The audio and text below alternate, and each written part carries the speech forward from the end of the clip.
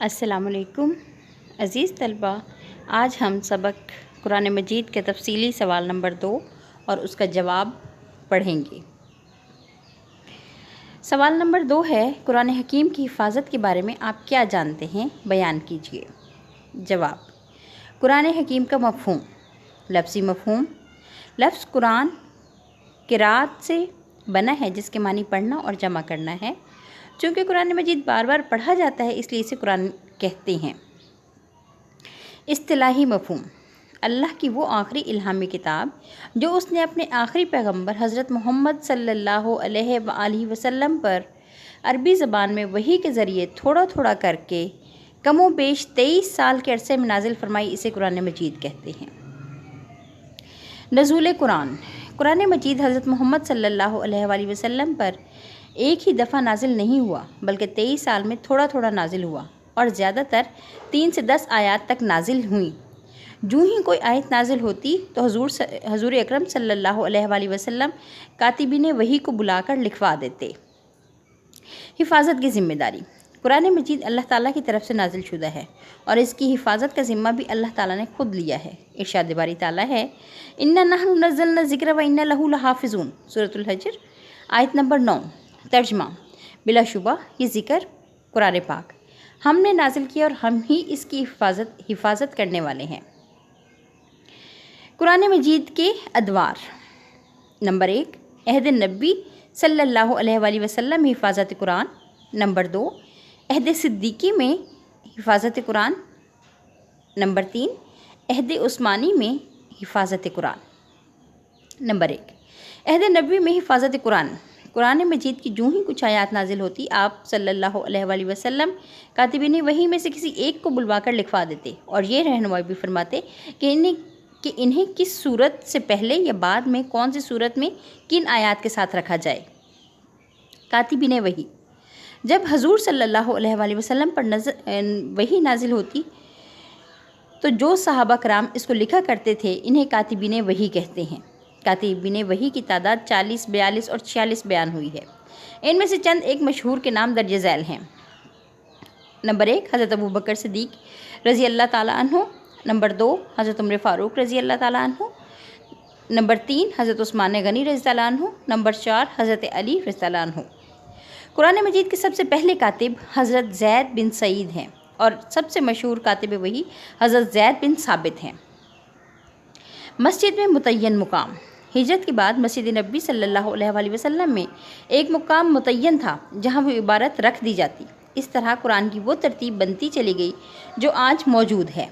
نزول وحی پر صحابہ کرام کا طرز عمل: عربوں کا حافظہ بڑا تیز تھا۔ جیسے ہی وحی نازل ہوتی صحابہ کرام اس کی نقل کر کے لے جاتے اور یاد کر لیتے۔ مختلف اوقات خصوصاً 5 نمازوں میں اس کی تلاوت کرتے اور اس کو سمجھنے اور اس پر عمل پیرا ہونے کی کوشش کرتے۔ جو قرآن مجید نازل ہوتا گیا لکھا بھی جاتا رہا اور حفظ بھی ہوتا رہا۔ اس عمل میں صرف مرد ہی نہیں بلکہ خواتین بھی شامل رہیں، حتیٰ کہ نبی اکرم صلی اللہ علیہ وآلہ وسلم کی حیات طیبہ ہی میں مکمل قرآن کریم اکثر امہات المومنین، اہل بیت، صحابہ کرام اور صحابیات کو حفظ ہو چکا تھا اور متعدد صحابہ کرام نے اس کی مکمل نقول بھی تیار کر لی تھی۔ عہد صدیقی میں حفاظت قرآن: حضرت ابوبکر صدیق خلیفہ بنے تو بہت سارے فتنوں نے سر اٹھایا۔ ان میں سے ایک فتنہ جھوٹے مدعیان نبوت کا بھی تھا، یعنی جو نبوت کا دعویٰ کر رہے تھے۔ آپ نے ان سب کے خلاف کارروائی کی اور جنگیں ہوئیں۔ ان جنگوں میں ایسے حالات پیدا ہوئے جو تدوین قرآن کا باعث بنے۔ تفصیل یوں ہے: جنگ یمامہ: جھوٹے مدعیان نبوت میں ایک مسلمہ کذاب بھی تھا جس کے خلاف یمامہ کے مقام پر جنگ ہوئی۔ جنگ یمامہ میں بہت سارے حفاظ کرام شہید ہو گئے۔ اس وقت قرآن کریم کی زیادہ تر انسانی سینوں میں محفوظ تھا۔ اس واقعے سے صحابہ کرام کو تشویش پیدا ہوئی۔ حضرت عمر فاروق کی تشویش: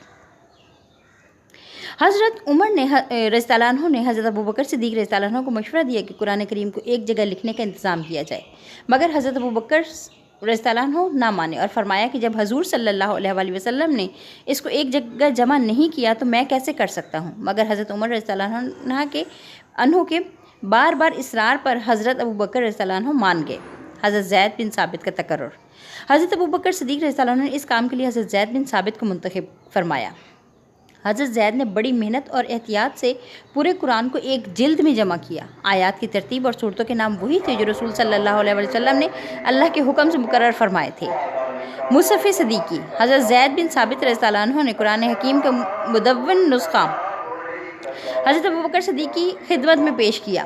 آپ نے اسے حضرت عائشہ رضی اللہ عنہا کی تحویل میں دے دیا اور مسلمانوں کو اس کے مطابق اپنے لیے نسخہ تحریر کرنے کا حکم فرمایا۔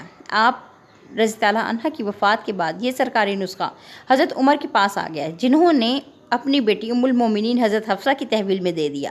یہ نسخہ مصحف صدیقی کہلاتا ہے۔ عہد عثمانی میں حفاظت قرآن مجید۔ حضرت عثمان غنی کے دور خلافت میں اسلامی حکومت بہت وسیع ہو چکی تھی۔ لوگ اپنے اپنے انداز اور لہجے میں قرآن مجید کی تلاوت کرنے لگے، جس سے قرآن کی قرأت کا اختلاف پیدا ہوا۔ حضرت حذیفہ بن یمان کی درخواست۔ حضرت حذیفہ بن یمان آرمینیا سے حج کے لیے مکہ آئے تو خلیفہ وقت حضرت عثمان سے ملاقات ہوئی اور عرض کی، اے امیر المومنین، اس امت کی خبر لیجئے، اس سے پہلے کہ وہ کتاب اللہ میں اس طرح اختلاف کرنے لگے جس طرح یہود و نصارہ نے اختلاف کیا۔ حضرت زید بن ثابت رضی اللہ عنہ کا تقرر۔ حضرت عثمان نے حضرت حفصہ سے مصحف صدیقی منگوایا اور حضرت زید بن ثابت کی سربراہی میں کمیٹی قائم کی۔ اس کمیٹی نے قرأت بنو ہاشم پر قرآن کے 7 نسخے تیار کیے۔ قرأت بنو ہاشم پر تیار کردہ ایک نسخہ مدینہ میں رکھا گیا، یہ مصحف عثمانی کہلاتا ہے۔ جامع القرآن۔ حضرت عثمان رضی اللہ عنہ نے تمام مسلمانوں کو صرف قریشی قرأت کے مطابق قرآن پڑھنے کا حکم دیا۔ اس کارنامے کی وجہ سے حضرت عثمان کو جامع القرآن کے لقب سے یاد کیا جاتا ہے۔ آپ نے قرآن مجید کی متعدد نقول تیار کرا کے تمام صوبائی دارالحکومتوں میں بطور نسخہ ایک بھجوا دی۔ مہیمن۔ قرآن مجید نہ صرف خود محفوظ کتاب ہے بلکہ سابقہ الہامی کتابوں کی جو تعلیمات اور عقائد اپنی اصلی حالت میں محفوظ نہ رہ سکیں، انہیں بھی قرآن مجید نے اپنے اندر از سر نو محفوظ کر لیا ہے۔ اعراب قرآن مجید۔ حضرت عمر رضی اللہ عنہ کے دور میں اسلامی حکومت شرق تا غرب پھیل گئی۔ مختلف زبانیں بولنے والے لوگ دائرۂ اسلام میں داخل ہونے لگے۔ ان لوگوں کو عربی زبان بولنے میں دشواری ہوتی تھی۔ اس مسئلے کے حل کے لیے حجاج بن یوسف یا ابو الاسود دولی نے قرآن مجید پر اعراب یعنی زبر زیر پیش لگوائے۔